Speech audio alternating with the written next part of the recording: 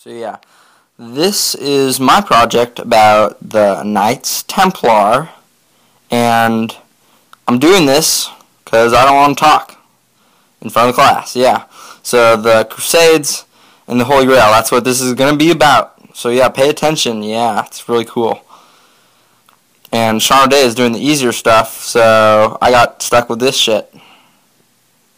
I mean, not shit. Oops. And yeah, it's by me, Nick Galbraith. That's how you pronounce it. Cool shit. Okay, so yeah, here I go. The Knights Templar were the most powerful military monastic order which took part during the Crusades. The Knights were formed from several groups of knights by Hugh de Paynes for the express purpose of protecting Christian pilgrims in the Holy Land. The incorporation of these groups of knights created a powerful military force which formed the nucleus of the crusading army. However, these military aspects only formed a portion of their identity.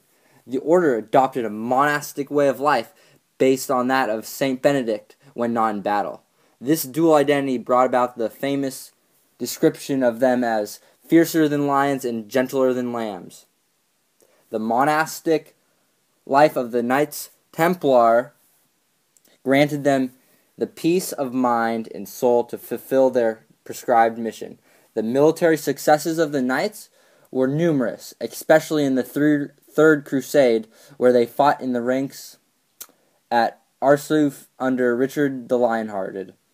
The Knights Templar fought fiercely against Saracen encroachment into territory held by the Latin kingdoms of Palestine, but were driven into Cyprus when Acre fell in 1291. From Cyprus, the Knights Templar achieved financial success, which in turn brought them the wrath of King Philip of France. The order was persecuted from 1308 to 1314 and destroyed with the death of the last Grand Master, Jacques de Molay. And yeah, that was just a basic summary of, like, all the shit. Alright, so about the Crusades. There was this one battle called the Battle of Montesquieu in 1177. Baldwin IV led a small army that included, about 375 knights. Most of them were Templars. Saladin, which was the Muslim leader, he commanded a force that had about 26,000 men or more, but they were spread out, looting and disorganized as Baldwin and Reynald of Chatillon approached. Raymond, recently released from prison, was a ferocity of his own. His meanness and strength were well known. Philip IV, still a teenager at 16 and now dying of leprosy, was a young king of extraordinary character and strength, loved by his army and people. The Crusader army followed Saladin down the coast, and when sighted, caused panic amidst the Muslim troops and struggled to form battle lines. The Christian army grew silent. Baldwin IV prayed before a relic of the true cross, and then his army gave out a great shout. They then charged, crossed the sands, the ferocious Templars in the lead. Philip bandaged his hands and fought courageously. The victory was total, and Muslim losses may have been 27,000. Baldwin's army had 1,100 killed and 750 wounded. The legendary Saladin, with his personal guard, was surprised and almost captured by the Templars in Jerusalem. So, yeah, if that would have happened, the whole Crusades would have ended because the Templars would have regained the Holy Land. But I guess it didn't, and he barely escaped on a racing camel. Can't believe that, a camel. The Battle of Montesquieu showed the Templars at their fighting best. So, yeah, it showed how the Templars could do in battle, which apparently was really good. But sadly, in other situations, they were distracted by pillaging, or they became victim of serious strategic mistakes and poor leadership in the battle. Overwhelming enemy numbers often proved too much to fight and defeat in spite of their ferocious charge. And now, I'm going to talk about the Holy Grail.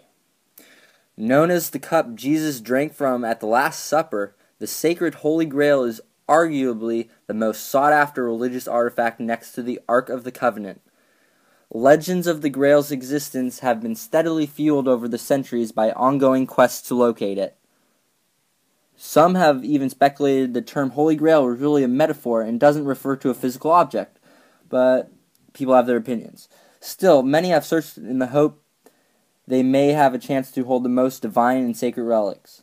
Popular theories base the Grail's whereabouts to a secretive passed down from generation to generation, changing hands only when time is necessary. Officially endorsed by the Roman Catholic Church, the Knights Templar have long been suspected of knowing where the Holy Grail is kept. Rumors have placed the Knights in key locations during the Crusades, with individuals claiming to have witnessed Templar digging and searching for holy relics while they occupied the Temple Mount. These stories have long tied the Templar to relics like the Holy Grail, Ark of the Covenant, and Shroud of Turin. Theories suggest that when the Holy Land was lost, many Templar faced persecution and several went into hiding, along with the relics they were said to be protecting. It's believed the Order's efforts to keep the relics a secret were very extensive, to the point of using cryptic messages in communication and elaborately constructing buildings to hide them in. Many stories about the quest for the Holy Grail often involve decoding signs and messages left behind by the Knights. Prominent structures such as the Roseland Chapel in Oak Island are believed to be secretly housing the Holy Grail or the Ark of the Covenant. Even though either location would indeed make an excellent hiding place, conclusive historical evidence is lacking to place either relic to those locations. Then again, many relics and valuable items have been buried for protection in the past, and it is not out of the question to think those hiding the Holy Grail would have worked extra diligently to keep it from falling into the wrong hands. So yeah, this is a little longer than 7 minutes, but it's probably better than everyone else's presentation. Because this took me like 100 hours to make. Probably even more. Oh my God. I would like to thank my mom and all my family and Jesus Christ for helping me make this movie.